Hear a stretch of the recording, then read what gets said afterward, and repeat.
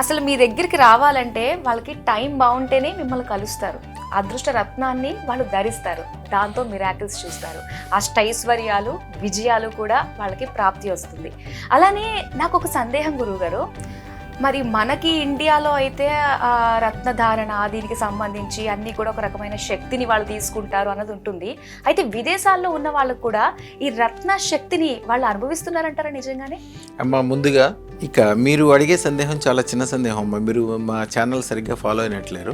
ఒక్కసారి ఫాలో అయితే మీకు కరెక్ట్గా ఐడియా వస్తుంది. ఎందుకంటే విదేశాల నుంచి ఎన్ని వేల మంది ఇక్కడి నుంచి విదేశాలు వెళ్ళిన వాళ్ళు, విదేశాలు వెళ్ళంగానే అందరూ ఏమనుకుంటారంటే విదేశీ వెళ్ళడం గొప్ప అనుకుంటారు. విదేశీ వెళ్ళడం అస్సలు గొప్ప కాదు. విదేశీ వెళ్ళడం అంటే మన ఊరి నుంచి పక్క ఊరికి వెళ్తాం. విదేశీ వెళ్ళిన తర్వాత ఉన్న ఊరిని కన్న తల్లిని వదిలి వెళ్తున్నారు కాబట్టి ఇక్కడ వాళ్ళు కనుక సంవత్సరానికి ₹1,00,00,000 సంపాదిస్తుంటే మీరు 100 కోట్లు సంపాదించాలి. మీరు ఎందుకు వెళ్ళారనే విషయం ఇప్పుడు మైండ్లో పెట్టుకోండి.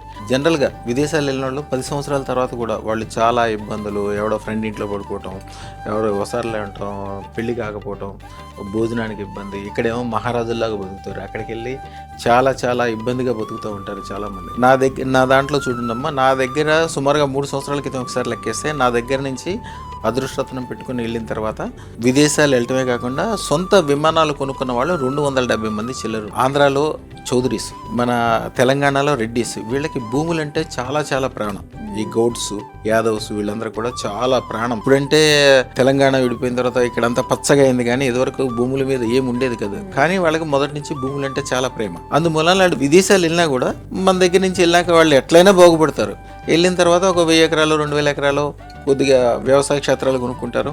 ఆదివారం వరకు ఇంట్లో ఉంటారు. ఆదివారం భార్య పిల్లల్ని అందరినీ తీసుకుని ఆ చార్టెడ్ ఫ్లైట్ వేసుకుని అక్కడికి వెళ్ళి మెక్సికన్ పన్నులను పెట్టుకుని ఎంతెంత లాభాలు సంపాదిస్తారో, ఎంతెంత సంతోషంగా ఉంటారు. నేను నా శిష్యులందరికీ అదే చెప్తాను. ఇప్పుడు వాళ్ళందరూ గ్రూప్గా కూడా తయారయ్యారు. ఇప్పుడు చక్కగా వాళ్ళందరూ కలిసి మాట్లాడుకోవటం, చేసుకోవటం, వ్యవసాయం గురించి నన్ను రెగ్యులర్గా రమ్మని వారానికి ఒక 100 రిక్వెస్ట్లు వస్తుంటాయి. అమెరికా రండి మిమ్మల్ని దేవుళ్ళలాగా చూసుకుంటామని. మన దగ్గరికి వచ్చిన తర్వాత విదేశాలు వెళ్ళటం కాదు. కొంతమంది అయితే చూడండి, ఇంట్లో 10 మంది పెడితే కూడా 10 మందికి అప్పటికప్పుడే పాస్పోర్ట్లు వచ్చేసి బ్రహ్మాండంగా వెళ్ళిన తర్వాత గొప్పగా ఉండటం విషయం నేను చెప్తాను. ఏదైనా పని స్టార్ట్ చేయడం గొప్ప కదమ్మా. మన దగ్గర అదృష్టత్రం పెట్టుకున్న దాకా విదేశాలు వెళ్దాం అనుకుంటే విదేశాలకు సంబంధించిన ఒక మంత్రం ఇస్తాం. ఒక తెల్ల కాగితం తీసుకుని దాని మీద ఆంజనేయ స్వామి గుడి నుంచి తెచ్చుకున్న సింధూరంతో స్వస్తికి పూసి, స్వస్తికి రాసి పడమటి గోడకి ఎదురుగుండా కూర్చుని మేము ఇచ్చిన మంత్రం చదవాలి. విదేశాలు వెళ్ళటం చాలా చిన్న విషయం వద్దు, వెళ్ళటం కాదు. వెళ్ళిన తర్వాత విపరీతమైన సక్సెస్ ఉంటుంది. సంవత్సరంలోగానే ఇల్లు కొనుక్కోవటము, పెళ్లి చేసుకోవటము,